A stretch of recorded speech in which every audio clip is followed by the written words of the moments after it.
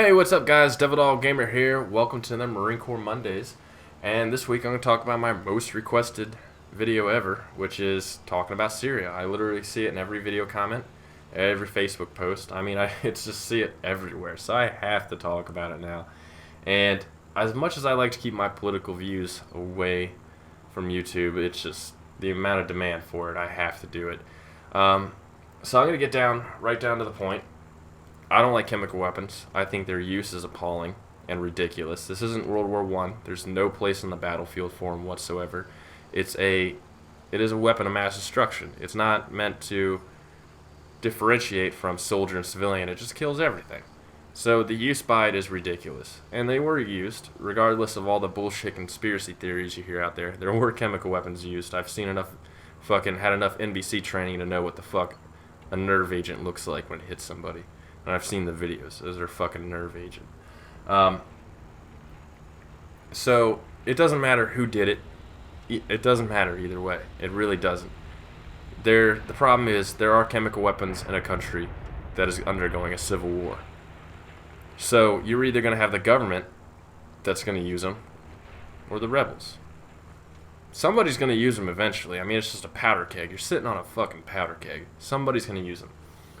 So before I talk about, the U.S. bombing it and everything and all that stupid bullshit they're talking about, what I think should be done, since the UN is just fucking useless nowadays, the United Nations is absolutely fucking useless. There's so much politics in the United Nations, it's retarded. So the Security Council should stop being fucking retarded and stop with these stupid rivalries, draw up a resolution to where the Syrian government has to turn over their chemical weapons, all of them, either by force or willingly, until this war is over. So they can be put into safekeeping until this war is over. Nobody else gets involved. You get to do your own thing, but the chemical weapons get to disappear. And I think that is a fair request. And I personally think that if you were to ask that of them, have the United Nations ask Syria of that they would do it. And I think it is the easiest way to solve this problem, to keep it from happening again. Because you're damned if you do and you're damned if you don't. Now, the thing is, Syria has chemical weapons. So what happens if the government falls? Bunch of rebels, bunch of ridiculous people. I've seen the videos of the rebels fighting. They are ridiculous. They are an absolute joke. What happens if they get a hold of them? Where are they going to go? It's going to turn into a post-Soviet fucking, the fall of the Iron Curtain, where just weapons and everything just start going all over the place because now they're free for the market. So you don't know who's going to get them, what country they're going to be used on. It's a powder keg. You really can't have weapons like that in the country. You really can't. It'd be best if they just left the country until it was over with. Now, personally, I don't think the U.S. should do anything. I think it should be the United Nations and the entire world that comes together that does something about this, because the use of weapons of mass destruction should never happen. Nukes shouldn't fall, and gas shouldn't fall. Really, honestly, those are the two weapons. It shouldn't be out there and shouldn't be used regardless of what's going on. I don't care if your country's about to fall. There's no, acceptable use for them whatsoever. Now, the problem with the United States is the fucking media. So, even if the U.S. was going to strike, which I'm still doubtful that we are, due to circumstances that I'm going to talk about later, the problem is the media. All the media does is talk about how we're going to strike, when we're going to strike, and where we're going to strike. So, basically, the media just killed our element of surprise and said, well, here we go, this is how we're going to do it, so you might want to fix it and, figure out how to defend against it, and basically just fucked it all up for everybody. So now, not only are you putting the element of surprise out, you're risking the lives of whoever's going to go over there and have them do this, because they know exactly how the fuck we're going to do it now. And that's the media's problem. The media is just absolutely ridiculous. I wish the news outlets could just fucking cease and just go back to newspaper and shit, because, you can't, newspaper is not really a fast transmitter of fucking information. Now, the one problem I do see is the Russians sold them S-300s. Now, if this is the SA-12 version, the problem is with that is they're capable of shooting down ballistic missiles and cruise missiles. So all this talk about lobbing tomahawks over there, if they have SA-12s, well, there go your fucking tomahawks.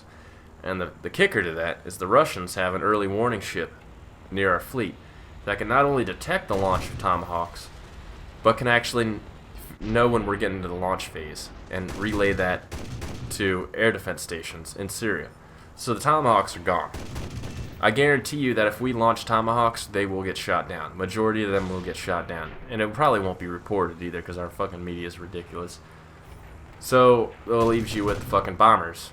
Well, guess what? S-300s are fucking capable of taking those down, including the stealth bomber, especially if it's the upgraded systems they made. Because, stealth technology is nothing new. It's been around since the 80s. They've pretty much figured a way to fucking detect this shit. So you're pretty much anything you do from the air or missile batteries is gonna get taken out. So what about boots on the ground? Well, we're definitely not doing that. We're not sending the Marines in on this one. So what option do you really have? Well, special forces. You could get special forces in there. Not a problem. It's very capable of doing it. You could do it a fucking Afghan fucking war style with the Soviets and take commuter planes and drop special forces out of them. Under the radar type shit. Just send them in there and neutralize any chemical weapon stores there are. I'm sure there's a fucking agent out there that'll neutralize it they could throw in. The only problem is that's a massive undertaking. That's a lot of special forces units. How do you get them out? Yada yada yada. But it would kind of nullify the civilian casualties because special forces don't go in there and slaughter civilians. They're not a missile that's gonna fucking hit and take out a fucking hospital. I really don't see many options for this whatsoever that are actually good. I just see it being a complete clusterfuck, and it's just ridiculous. The whole thing is just ridiculous, and personally, that's why I really think these chemical weapons and nuclear weapons should just start being dismantled. Just get rid of them all, honestly, because I know they're a deterrent in some aspect, but they eventually get used. You can only hold your finger over the button for so long until it finally comes down, honestly. And the problem is, you have these weapons sitting here. You have a country that's falling. And really, what's going to happen with these weapons? Where are they going to go? Who's going to get them? And I really think the United Nations should step up to the plate. Because honestly, one of the other problems with the world is the United Nations is the world police. The United Nations is there to protect the world and solve problems that encompass, the whole world. It pretty much is there to protect us all and solve these problems. But the problem is the United Nations is filled with all this political headbutting constantly on all the councils and shit, and it's become useless. And when there's a situation in the world that happens, even if it doesn't involve us at all, the world looks to the U.S. as to what they're going to do. And I think this is where the whole, the U.S. being the world police comes from. It's not that we don't want to be the world police. I don't want us doing anything in any other country. But the problem is, whenever there's a problem in the world, everyone looks to, well, what's the U.S. going to do about it? What's your response to this? And it's pretty much the fault of everyone else at that point.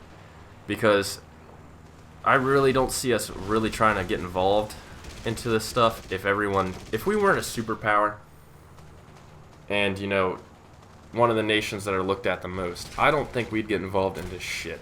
I think we'd be, straight up isolationist. But since we are a superpower and everyone kind of looks at the U.S. and, asks them what they're going to do, we always get involved in this shit. And it's kind of a bunch of BS. Personally, this Syria thing is a fucking powder keg, and we're damned if we do and we're damned if we don't. If we don't do anything, it can happen again. If we do something, everyone's gonna hate us. So at this point, what the fuck can you do? Are you ready to let fucking civilians get gassed again, or are you ready to let the world be like, well, fuck you, America? I mean, it's ridiculous. And personally, I don't think the UN's gonna do any of that bullshit. I don't think any of these political talks are gonna happen. What I think is going to happen is they're going to launch some tomahawks. Some of them are going to get shot down. Some of them are going to hit their targets. It's not really going to make a dent. And then we're going to wipe our hands clean of it. Get out of there.